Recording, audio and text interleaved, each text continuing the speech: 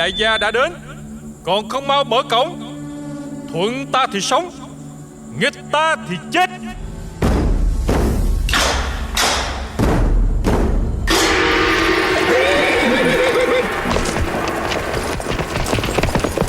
Nói về Ôn Châu, thành chủ lúc bấy giờ là Tô Giám. Ông này quả thật là hảo hán tử, can đảm anh hùng, dũng cảm nổi tiếng. Ông vốn là người phản đối nhà Tống, gây hấn với nước Việt do lo ngại chiến tranh giữa hai quốc gia. Nhưng bây giờ đã đến nước này thì đành phải tử thủ thôi. Lý Thường Kiệt cưỡi ngựa diễu trước thành Ôn Châu, tay cầm thủ cấp Trương Thủ Tiết, tay kia thì kéo lưỡi đao trên mặt đất. Đây thật sự là một điều sỉ nhục. Tô Giám giận tím mặt.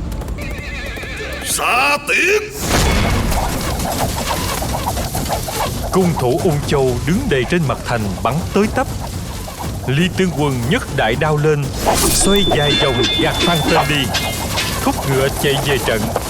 Ông quát: chuẩn bị công thành!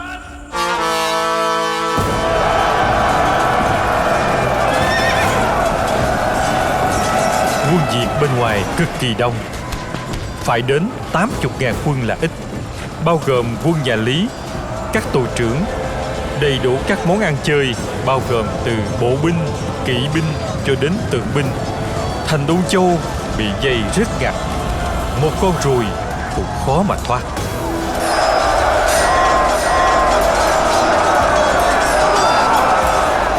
Lý Thường Kiệt bấy giờ đã cho dàn đầy máy bắn đá và nã tới tấp vào thành. Ôn Châu cực kỳ hỗn loạn, người la kẻ khóc, dắt dưới nhau tìm nơi ẩn nấp. Đem hết của cải ra cho tặng những người ở lại, và chém sạch những kẻ đào tẩu. Tô Giám vô cùng căng thẳng mà vẫn ráng giữ bình tĩnh. Lý Thường Kiệt oanh tạc dữ dội nhưng không hạ nổi vì Ôn Châu quá kiên cố. Ông tiếp tục phương án 2. Cho bắt thang! Bắt thang! Quân Việt thua tới tường thành dựng thang hối hả leo lên, nhưng thành quá cao, do đó mới leo lên được nửa đường đã bị hỏa tiễn Ôn Châu đốt sạch thang.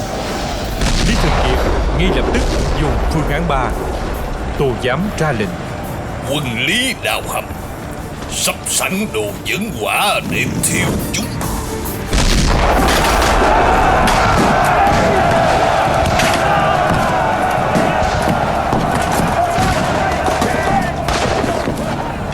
Lý Thường Kiệt tiếp tục thất bại. Điên tiết, ông thi hành phương án 4. Bắn tên độc và hỏa công vào trong thành. Người ngựa bên trong Ôn Châu chết như gã rạ. Tô Giám đáp trả: Đội nỏ thần tí xuất trận.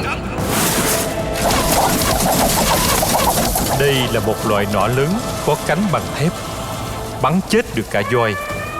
Cả hai giờ đây giống như những kỳ thủ cao cường so tài trên bàn cờ Ôn Châu, liên tục đánh những nước hiểm hóc, ăn miếng trả miếng lẫn nhau.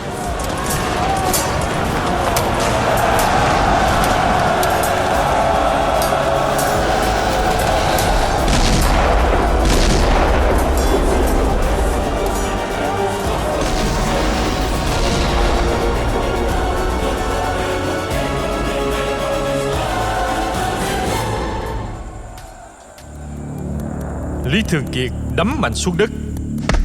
Tức thật, bao vây 40 ngày rồi, chưa hạ được Ôn Châu. Chuẩn bị rút quân. Một tù binh hiến kế: Dạ bẩm Thái Quy, hãy dùng phép thổ công, đắp đất thật cao để quân trèo vào thành. Lý Thường Kiệt tỉnh ngộ, khen: lời của ngươi đúng là hợp ý của ta.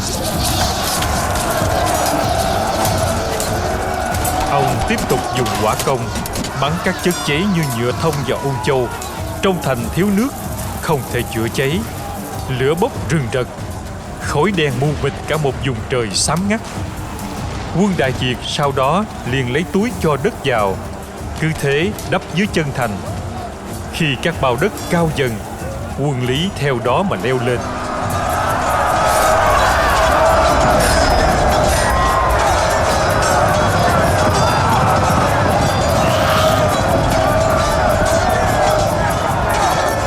Tô Giám vẫn anh dũng lãnh đạo binh sĩ bị thương, gắng sức chiến đấu, nhưng không địch nổi.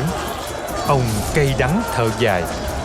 Ta đã bại dưới tay của hắn rồi, nhưng nhất định ta không thể để xa vào tay giặc. Ông lặng lẽ cầm đao đi bộ về dinh, giết cả nhà 36 người, lắp kính xác trong huyệt, rồi ra sân sau tự thiêu mà chết. Lý Thường Kiệt vào được bên trong Ung Châu, lùng bắt Tô Giám nhưng không thấy.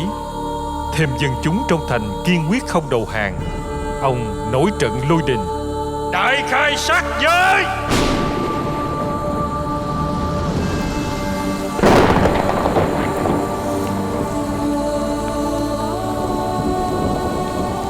Và thế là già trẻ lớn bé trong thành Ung Châu bị quân Lý tàn sát. Cứ 100 đầu người là xếp thành một đống. Tổng cộng khoảng 580 đống như vậy. Lấy xong Ung Châu, Lý Thường Kiệt hành quân lên phía Bắc muốn đánh tiếp. Tướng giữ Tân Châu là Cổ Cắn Lạc nghe tin sợ hãi bỏ thành mà chạy. Nhận thấy quân Lý công phá thành Ung Châu mất nhiều thời gian hơn dự định, khiến binh sĩ hết sức mệt mỏi. Lý Thường Kiệt quyết định thu quân trở về Đại Việt, không quên bắt thêm một số lớn tù binh Trung Quốc.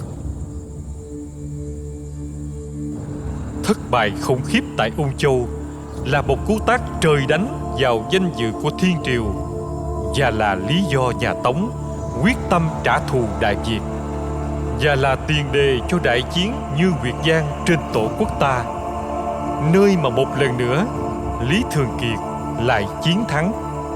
Nhưng đó là chuyện về sau.